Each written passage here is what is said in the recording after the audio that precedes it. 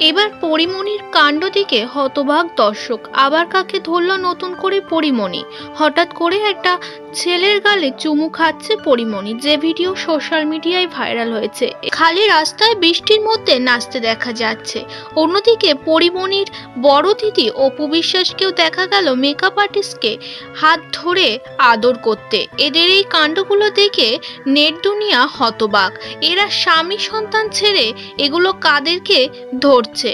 কেউ একজন তো কমেন্ট করেই বসেছে, পুরুষের অভাবে পরপুরুষ এদের সাহায্য করছে। কারোর মন্তব্য, পরীমনির আসলে যে কটা স্বামী সেটা মানুষের অগুন্তির খাতায় রেখেছে। অন্যদিকে অপু বিশ্বাসকে জায়েদ খান বাপি চৌধুরীর সঙ্গে সম্পর্ক জড়ানোর কথা উঠেছিল।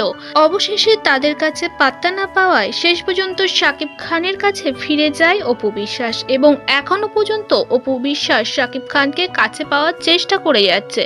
তবে কোনটা সত্য কোনটা মিথ্যে তা আজও অজানা।